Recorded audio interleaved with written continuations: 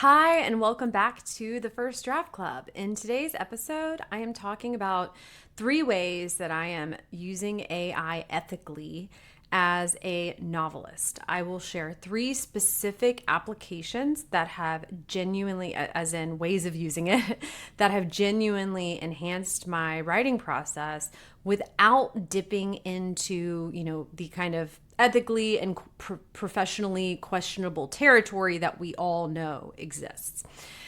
I want to say from the top, because this is a controversial subject, that I don't use AI to write, as in, I do not have AI do writing for me.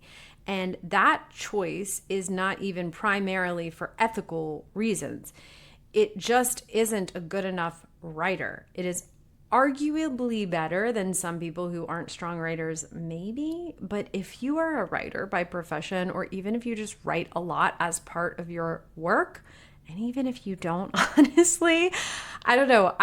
You are almost certainly better than AI. And even if it could be 80% as good as me, like 80% isn't good enough, Not when the writing is the job.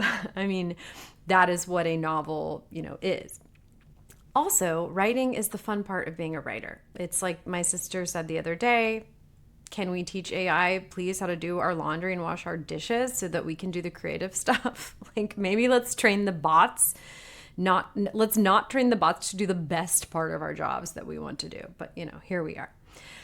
But just because I'm not using it for writing doesn't mean that it isn't helpful for other things. So I'm going to tell you about 3 things I find it helpful for. Welcome to the First Draft Club, a podcast to help you write your book with joy, clarity, and maybe a few coffee stains. I'm Mary Adkins. The first is for research.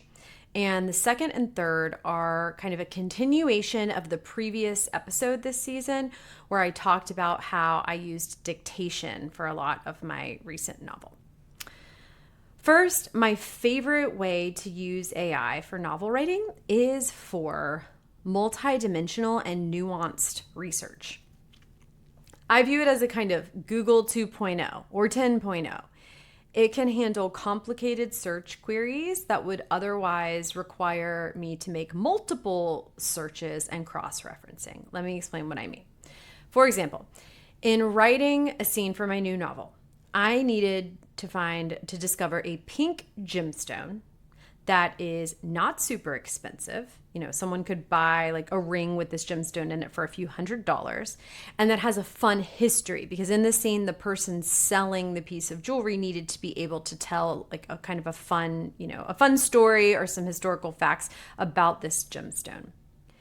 In the past, pre-GPT, pre-AI, I would Google pink gemstones. I would find ones that I liked, that I thought were the right color. I would check their prices. I would then Google the names of those gemstones or that gemstone to search for any lore or fun associations. And so we're talking a multi-step process that would take me at least 15 minutes, but on it probably more like 45 minutes to an hour. Now, I just plug my multi-dimensional request into Claude, which is my AI of choice because of its ethical standards and data use policies. You can do your own research. This is not an advertisement for Claude. I do not get a kickback from them, but I do really like Claude. I will plug my multi-dimensional request into Claude. I will say something like, I need a pink gemstone that one could buy in a jewelry store for a few $100s, and I want it to have fun historical facts associated with it or some kind of historical story. Within seconds, I have a great option. A pink spinel, which is a gemstone I had never heard of. Here's another example. For the same novel, I typed the following prompt into AI. I need to find a medical condition that can cause single eye blindness. It can go undetected at birth and is treatable. I would like for it to be possibly caused by environmental conditions or genetically passed down. I'm not saying that it can be either in your search. I am saying I want a condition that could be either in a given instance. In other words, I want it to be debatable in my story which cause could be the cause. And it found me one really quickly. We had to do a little troubleshooting because I would be like, well, but does it have this? And they said, no, well, how about this? Now, I want to be clear that I am not wholesale taking AI's word for whatever it tells me is true. We know it hallucinates. I view this kind of research as a starting point, not an end point. It's shortcutting the beginning of your research, but it's a great beginning because now I have, a strong starting point. I have a strong possibility that could work.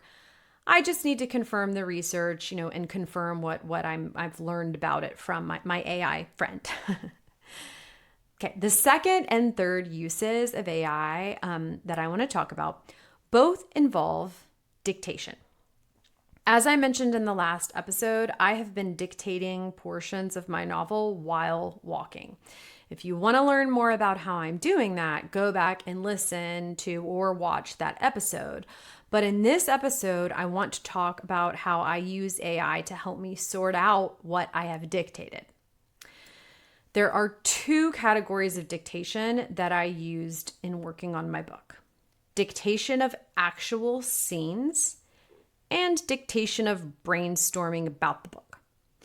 The first category is actual writing for the book.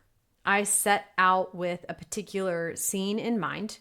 I go on a walk and I dictate and walk until I finish the scene, which in my case would take anywhere from 45 to 90 minutes. I would do this in the Notes app on my phone, not worrying too much about or at all about grammar or naming conventions, mistakes it's making. I'm not worried about the grammar.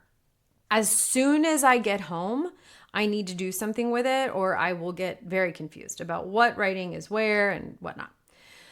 So I immediately do this. I copy and paste from my Notes app into my AI of choice, which again is Claude.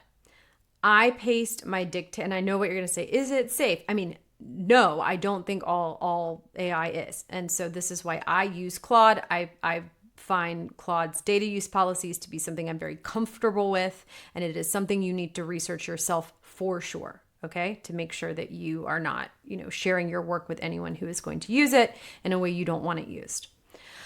I paste my dictated text with a very specific instruction to Claude. I say, clean up the grammar, but don't change any of the words themselves. Now, this last part of the instruction is very important. I don't want the AI writing anything for me from a craft perspective, and it will try to do that. I have noticed if you don't explicitly tell it not to, it loves to chime in with its own thoughts. So I always instruct it explicitly not to change any of my words, only to clean up the grammar. In general, grammar cleanup is something it's really good at. It's sort of like a curmudgeonly, 8th grade teacher who loves to nerd out on commas.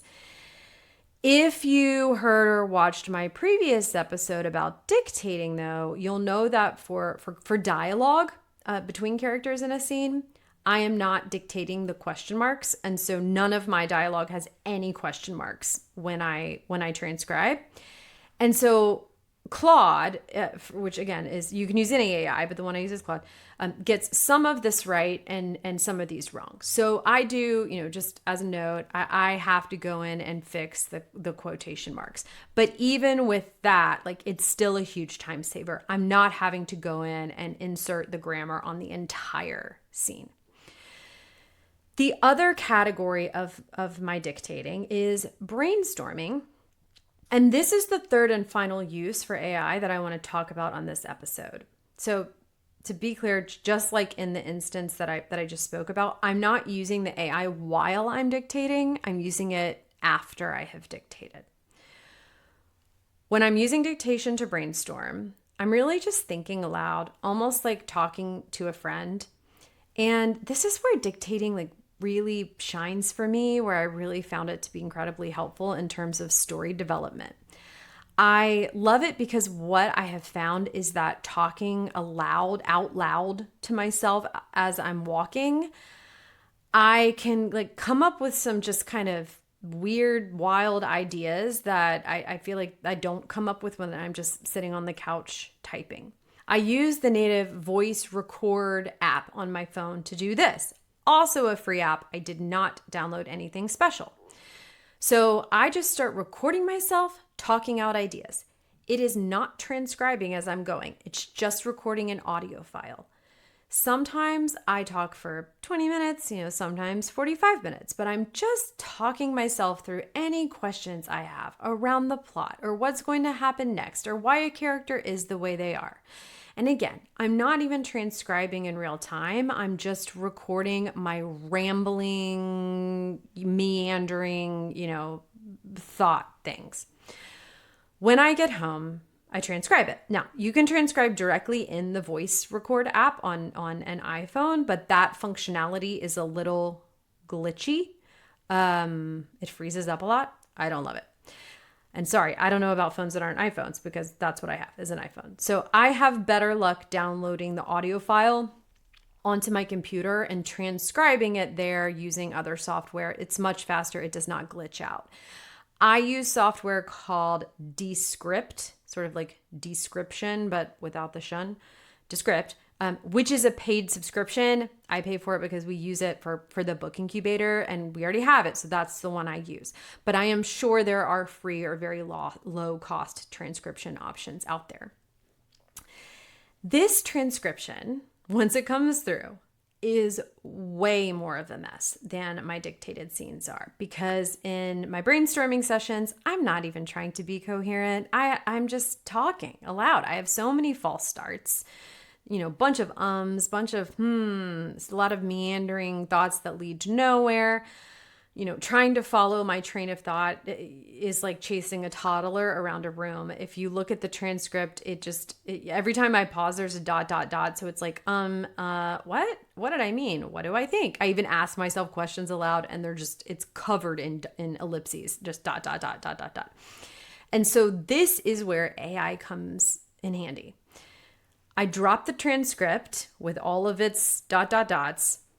into AI. But this time, my instruction to AI is to pull out the decisions that I landed on and summarize my major takeaways. It's really good at this. It's like a very smart intern who got A's on all of her book reports in school.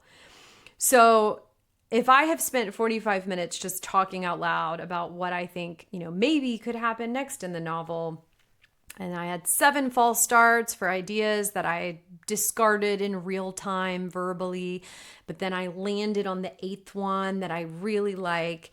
And then, for the last few minutes, I really unpack that 8th idea and what I want to do with it. AI is really good at figuring all of that out from what I have recorded myself saying and just churning out some bullet points of the takeaways that I need to do, for my process, like what I landed on that I want to do next in the book or in the scene. It does this much more efficiently than I would if I'm having to scroll through a 19-page transcript of me just rambling thoughts. Now, is it perfect at this? It isn't. But even not being perfect, it still saves me time. And that is time that I can now spend writing. So there you have it. 3 ethical ways I use AI in my novel writing process. And to summarize, I use it 1 for multidimensional and nuanced research that would otherwise require me to make multiple searches and to connect the dots in time-consuming ways. 2, for cleaning up the grammar in scenes I have dictated without changing any of my actual words. And 3, for synthesizing the key points from my my audible brainstorming, my verbal brainstorming sessions. So I hope this was helpful. Thanks so much for listening, as always, and I will see you next week.